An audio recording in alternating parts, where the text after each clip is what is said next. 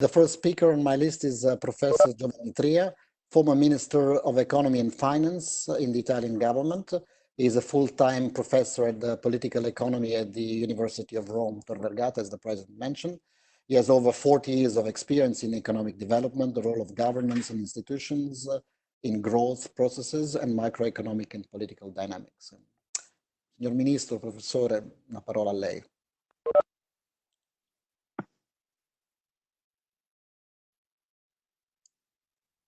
Professor Tria. Hello? Sì, lo sentiamo. Now? Can you hear me? Okay. We hear you. We don't see you. We hear you and we see you. Go ahead. We hear you and we see you. Thank you, thank you. First of all, I would like to thank you for your kind invitation to participate to this, I think, very important seminar just in front of the for the Parliamentary Assembly of OSCE. Well, we all know the coronavirus pandemic started the worst world economic crisis since the Second World War. For the first time, after the Great Depression of the last century, both advanced economies and emerging and developing economies are in recession. The countries that will be particularly hit will be probably the countries more integrated in transnational supply chains, that is to say, the countries that depend on intermediate inputs produced around the world, and the countries also that are suppliers of commodities and raw material, as oil. The crisis arises, as we know, from an almost simultaneous shock of supply and demand, created by a sort of freezing of the economies due to the lockdown and the social distancing measures, which we don't know how long will last. For this reason, we face tremendous uncertainty on how deep and how long will be the recession and how big is the risk of an economic global depression. So it is crucial how fast the governments of all the countries will be able to anticipate the negative expectations of citizens and companies by announcing first and above all, quickly implementing expansive fiscal and monetary measures. The goal we must all have in mind is to find a way to finance immediately the necessary spending on health and the measures aimed to ensure that people are able to meet their needs. Simultaneously, we must support the production system disrupted by compensating the losses of the companies caused by the economic shutdown. Immediately after, it is necessary to finance a massive recovery plan that is investments mainly on health and infrastructures.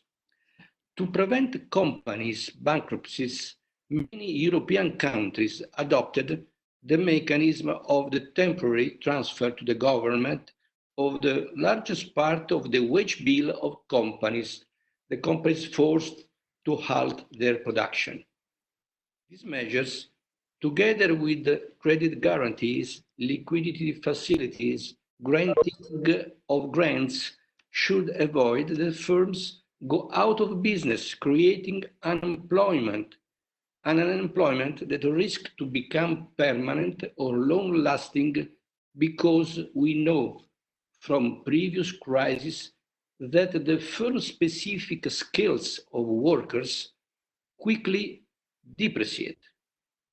In other words, while the pandemic doesn't destroy physical capital, destroy both human and entrepreneurial capital. As a result of all these measures, the government debts, which are already very high in most countries, risk to grow larger with foreseeable high pressure on financial markets. In fact, the use of financial markets by both sovereign debtors and companies will necessarily be massive and protracted over time. Sovereign debt is the main tool that all countries will necessarily activate to introduce resources into the economy and stimulate productive recovery, going beyond monetary expansion policies, which have already reached the limits of their effectiveness through the mere reduction of interest rates. The use of debt appears to be necessary, but at the same time, its unlimited growth is probably not sustainable. Under these conditions, the question is whether and to what extent a global explosion of public debt can be avoided. The answer can be to channel monetary resources created by central banks towards financing specific pandemic mitigation public investment programs. A monetization of the additional investment expenditure would allow governments to contain the growth of their debts also in the recovery phase. This direct monetary financing of public expenditure can be achieved in different ways. In fact, all major central banks, including the European Central Bank, are already buying massively sovereign bonds, even if the ECB, the European Central Bank, purchases of sovereign bonds cannot be considered as a monetization of debt or direct financing of governments, as in the case of other central banks. However, the effectiveness of the health and economic measures aimed to contain the spread of the infection and to mitigate its economic impact requires international coordination and cooperation between countries and between multilateral organizations.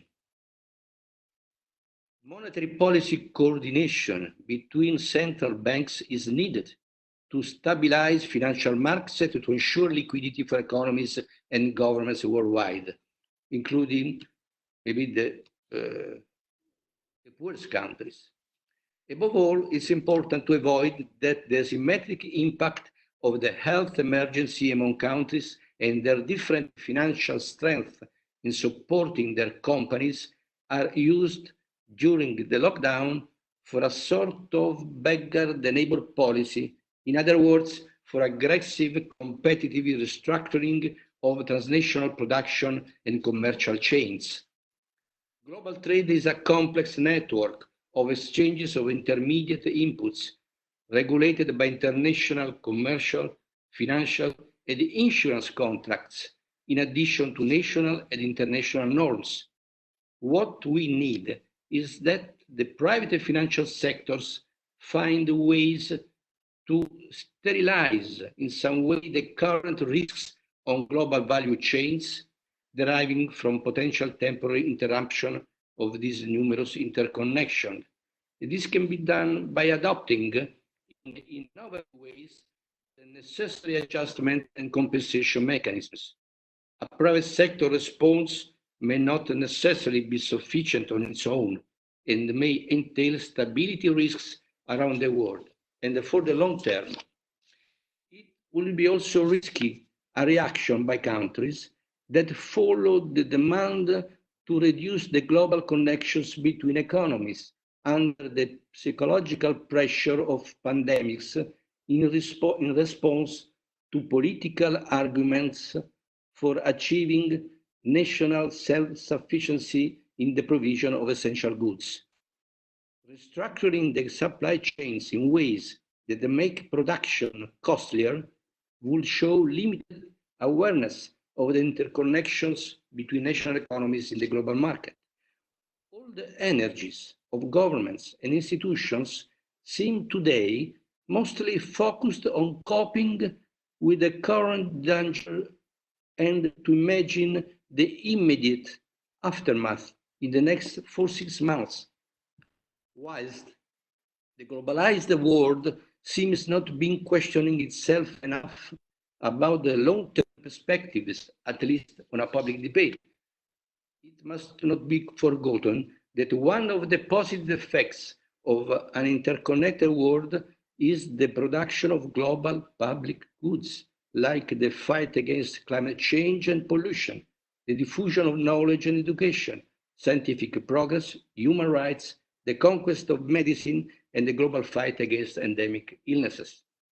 More attention and concern must be placed in addressing expectations and fears that could determine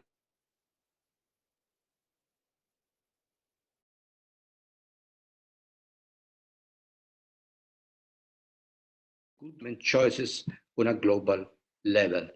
Thank you for your patience.